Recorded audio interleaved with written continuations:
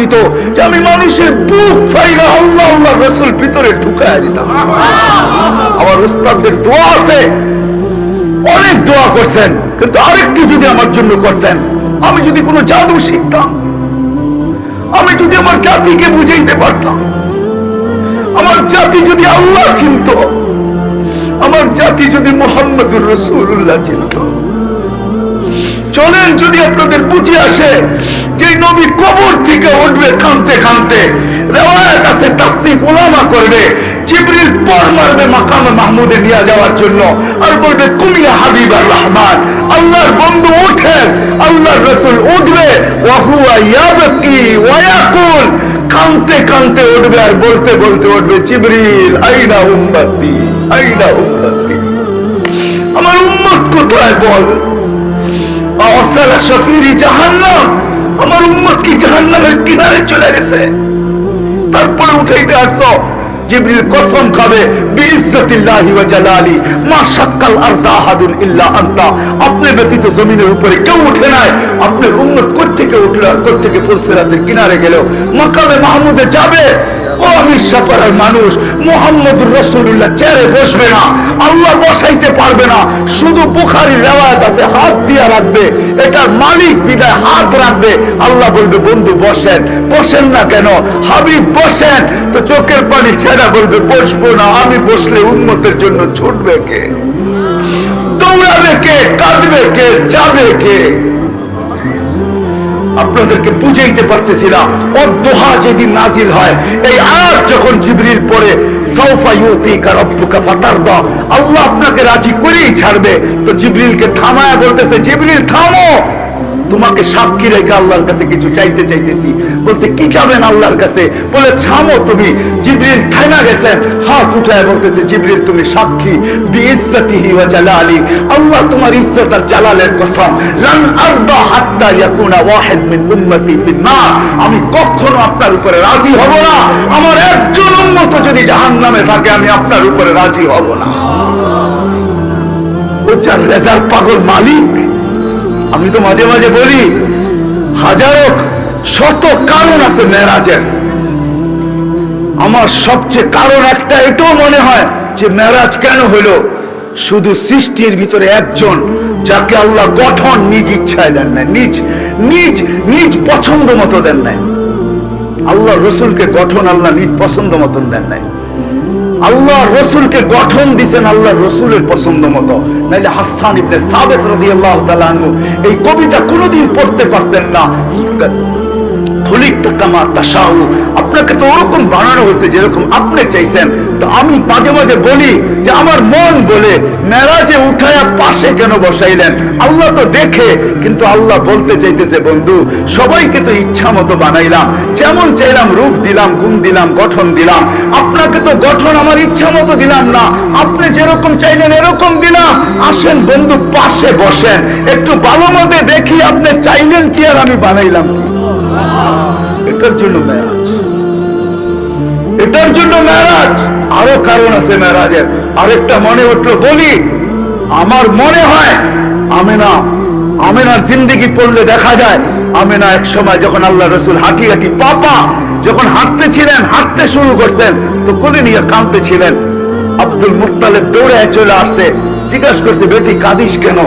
আব্দুল তালেব চলে আসছে, বোন কাঁদিস কেন? তো আমেনা চোখের পানি বুঝাইতে মুছতেছে আর বলতেছে আব্দুল্লাহ নাই। কলিজার টুকরা তো হাঁটতে শিখলো, আব্দুল্লাহ নাই। থাকলে আজকে বেল ছেলেকে আঙ্গুল ধরে ঘুরাইতে নিয়ে যাইত, হাঁটাইতো, ঘুরাইতো, মক্কার অলি গলিতে ঘুরাইতে নিয়ে যাইত, উকাস মাজান্নায় নিয়ে যাইত, মেলায় নিয়ে যাইত। আব্দুল্লাহ নাই, আফসোস আমার ছেলে তো হাঁটতে শিখতেছে কিন্তু আব্দুল্লাহ নাই। আমার মন হয়, আমার ভিতরে চিৎকার বলে মেরাজ মনে হয় এই জন্যই আল্লাহ মনে হয় আমেনার কানে কানে বলে দিয়েছিল, আমেনা আব্দুল্লাহ ঘুরাইলে আর কোথায় ঘুরাবে? মক্কার অলি গলি, মাজান্না, এই মেলা সেই মেলা, দাদার বাড়ি নানার বাড়ি, কোথায় ঘুরাবে? আরে ঘুরার সময় আসতে দে আমেনা, আমি নিজে চলে আসবো। রব আমার বন্ধুর আঙ্গুল ধরে ঘুরাইতে নিয়ে যাব। প্রথম আকাশ, দ্বিতীয়, তৃতীয়, চতুর্থ, পঞ্চম, ষষ্ঠ, সপ্তম, সিদরাতুল মুনতাহা, জান্নাত, জাহান্নাম, লৌহ কলম, আরশ, কুরসি সব ঘুরানোর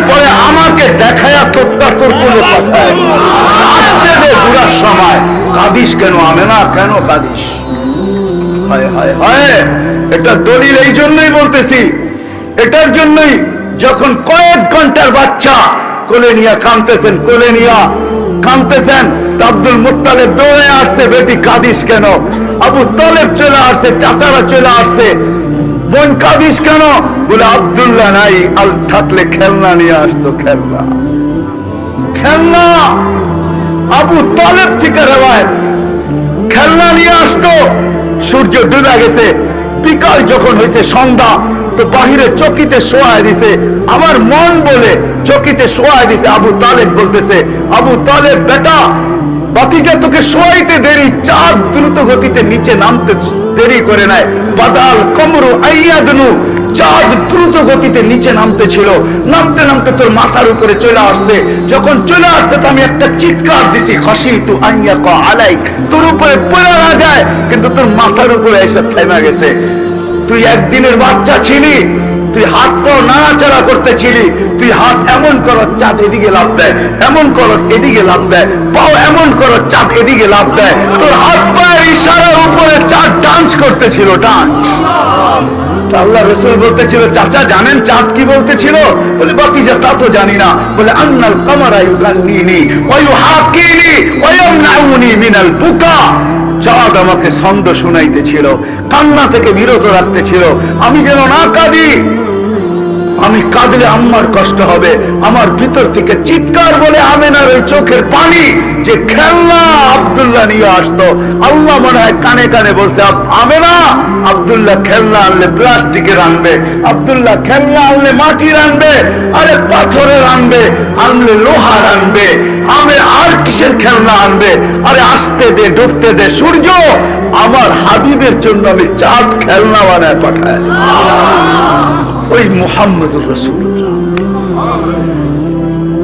যার সাথে আল্লাহর ওয়াদা ছিল, আজকে আমরা কোন দিকে তাকাইলে পাই না। নবী আর রাসূলরা আর কেউ ছিলেন না, বক্তা ছিলেন আল্লাহ, আলোচ্য বিষয় ছিল আমাদের নবীজির শান, শানে মুহাম্মদ। আমরা তো নবী চিনলাম না, আমাদের নবীজির শান। কোরআন বলতেছে, আল্লাহ নবী রাসূলদেরকে বলছে, সুম্মা ইয়াতিকুম রাসূল, আমার রাসূল আসবে, এদের উপরে ঈমান আনবে, একে সাহায্য করবে, এর উপরে ঈমান আনবে। আমি যদি আল্লাহকে প্রশ্ন করি, আল্লাহ রাসূল তো 313 জন, এটা আবার কোন রাসূল? ঠিক না? জিজ্ঞেস করেন, আমার উস্তাদ বসা।